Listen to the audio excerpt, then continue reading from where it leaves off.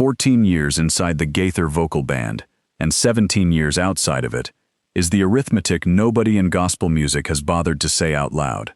Guy Penrod sang lead for that group from 1995 until 2009, and on July 2nd of 2026, the morning he turned 63, the years he has spent away from the band quietly outgrew the years he spent standing in it. The absence is now the larger number, which changes what the departure actually means. What that number reveals is something the Christian music world has been misreading for the better part of 2 decades. And by the end of this video, you will understand why the man himself never once bothered to correct anyone. Stay with us, because what surfaces around the 10-minute mark is the part of this story that fans have felt in their bones for years without ever hearing it stated plainly. For millions of people who grew up watching the Gaither homecoming videos, Guy Penrod was never simply a singer, he was part of the soundtrack of their faith. Tall, silver-haired, impossible to miss in any crowd shot on any stage, he stepped into the lead role of the Gaither Vocal Band in 1995, at the precise moment the Homecoming series was carrying Southern gospel further into American living rooms than it had ever traveled before. Bill Gaither had spent decades building that world, and Guy walked into the middle of it and became its most recognizable face. The road that carried him there started in a parsonage rather than a recording studio. Born in Texas and raised in Hobbs, New Mexico, he grew up as a preacher's kid, the son of a Baptist pastor, and before he finished high school he had already recorded an album on which he sang every part himself. Liberty University came next, followed by Nashville, where the work stayed steady and completely anonymous for years. Session singing paid his bills all through the 1980s, and that voice ended up buried in the background of records by Carmen, Steve Green, Amy Grant, Michael W. Smith and Phillips, Craig and Dean. Almost nobody outside the studios knew his name, which is exactly where things stood when Bill Gaither heard him sing at a session, and everything changed. What followed were the songs this audience can still sing, without any prompting at all. God is Good All the Time delivered a plain declaration that people have carried into hospital waiting rooms and funeral homes and long nights they do not talk about afterward. The album Give It Away arrived in 2006 with that easy country gospel swing, and its title song became the kind of number a man performs every night for the rest of his working life. Standing beside him across those years were David Phelps, Mark Lowry, Michael English, Russ Taff, Wes Hampton, and the wider Homecoming family that included voices like Linda Randall. Before any of the arithmetic mattered, life for Guy Penrod looked like a tour bus and a calendar that never opened up. Arenas, cruise ships, television tapings, a schedule that swallowed months of the year in single bites.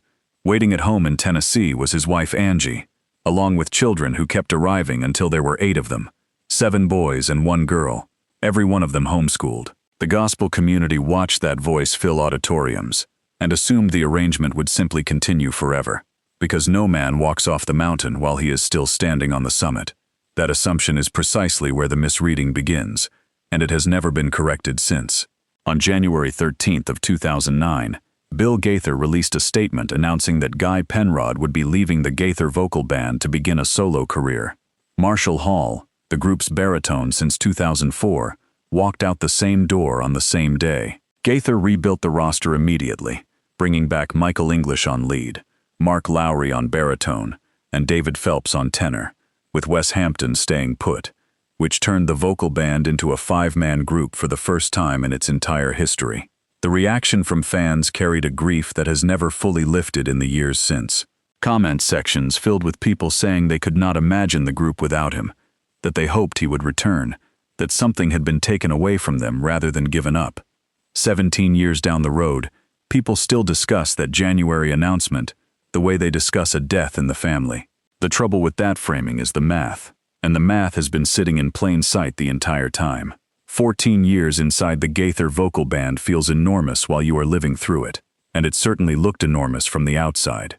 Those years produced the Homecoming explosion, the international touring, the album Give It Away in 2006, the follow-up Lovin Life in 2008, and a Grammy Award for Best Southern, Country, or Bluegrass Gospel Album at the 51st Grammy ceremony, an award Guy earned for his work on that Lovin Life project. In July of 2008, The group gathered at the Gaither studios to record a reunion, pulling back nearly every former and current member, and those recordings handed the Gaither Vocal Band its first #1 on the Christian album chart. Guy stood at the absolute peak of it. 6 months later, he was gone from the stage entirely.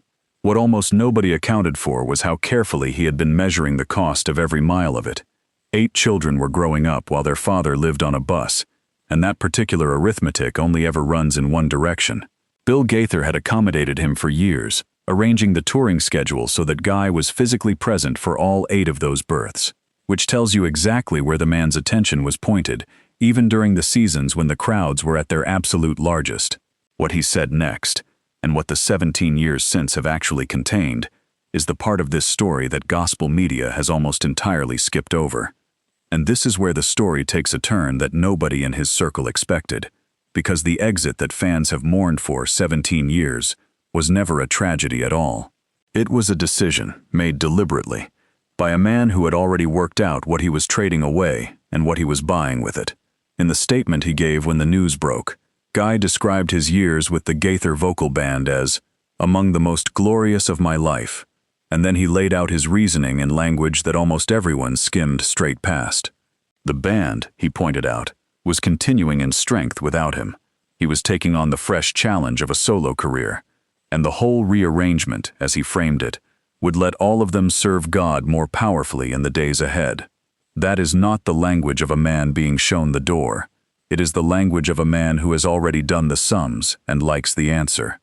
Look closely at what those 17 years actually built, because the record is not remotely quiet. August of 2009 brought Breathe Deep, his debut solo album, released on Servant Records and produced by Brent Rowan, a veteran country music producer and studio player.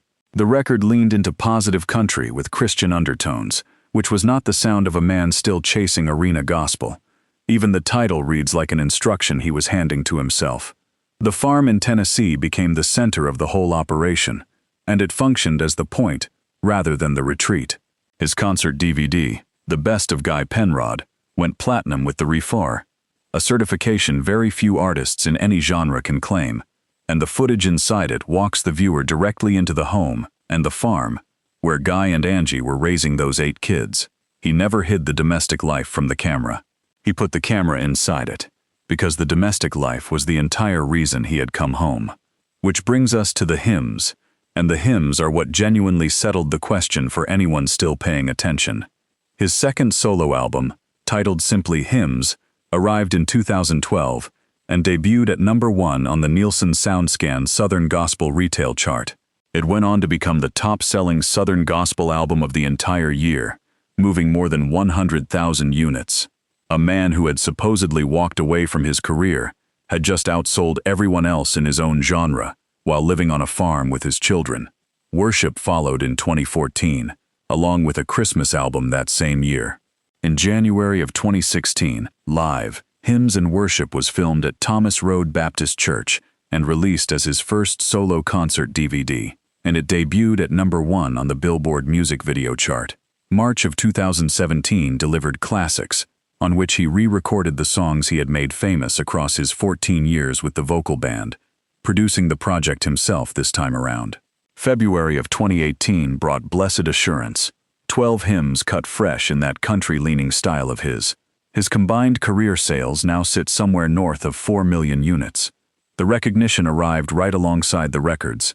The Texas Gospel Music Hall of Fame inducted him in 2011. 3 years after that, in 2014, he entered the Gospel Music Hall of Fame alongside the Gaither Vocal Band itself, which means the honor landed on both halves of the story at exactly the same moment. In 2012, he took over as host of Gospel Music Showcase on the Daystar television network, a program built entirely around the Southern gospel music he had spent his whole life inside. That same voice, the one people first noticed in a homecoming crowd shot, has since carried him onto the stage of the Grand Ole Opry as a guest artist, and into rooms as unlikely as the Sydney Opera House and Carnegie Hall. The gospel community has spent 17 years treating all of that as an epilogue. Guy Penrod has spent those same 17 years living it as the main text of his life. Here is where the faith dimension stops being a footnote and becomes the entire argument.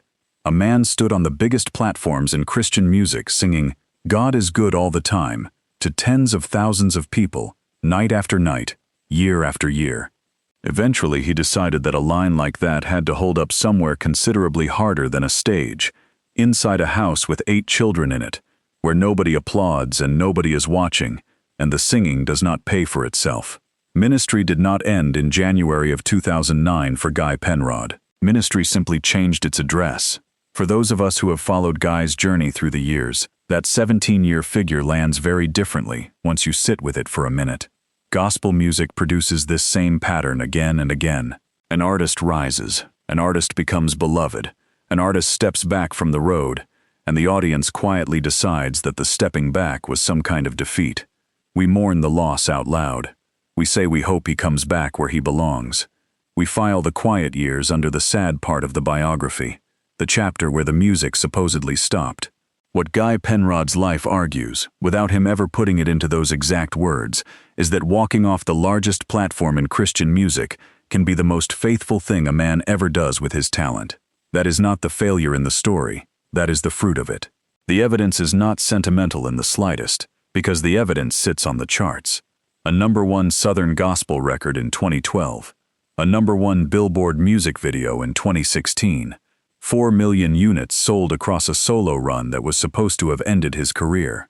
2 halls of fame, a national television program, and a homeschooled household of 8 children who got to grow up with their father physically present in the room. If that is what a man's decline looks like, the gospel world might want to reconsider what it means by the word success.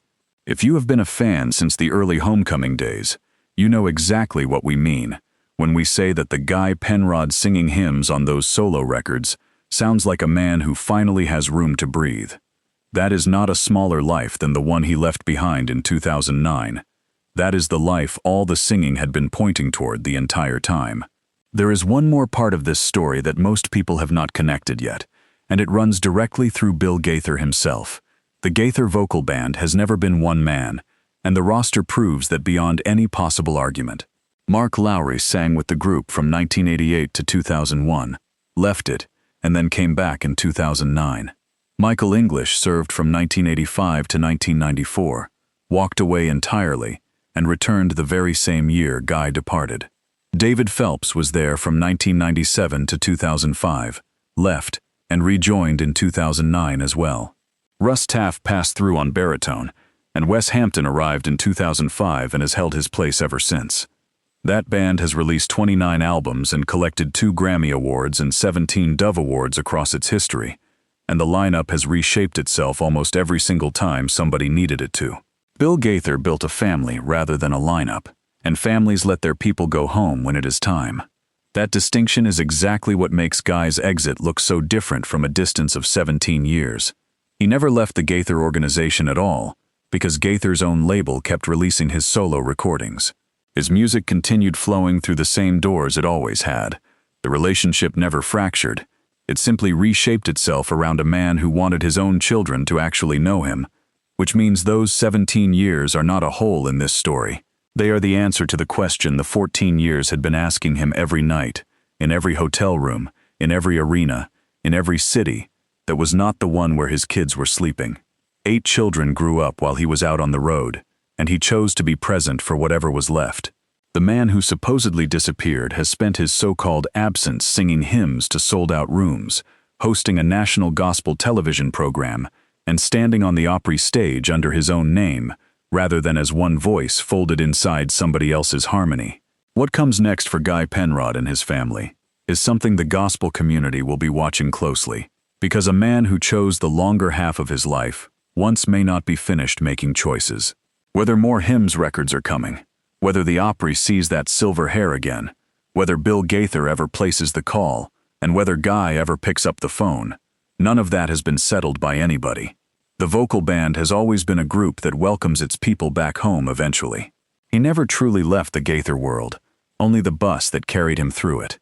17 years on, the door has never once been closed, and nobody standing on either side of it has ever used the word never. Fans who have followed this ministry for decades understand one thing with complete certainty, which is that Guy Penrod's story is not finished yet. If this story moved you, the next one will move you as well, because we have been looking closely at Michael English and the years he spent away from the Gaither Vocal Band, and what came out of that situation is every bit as unexpected as this.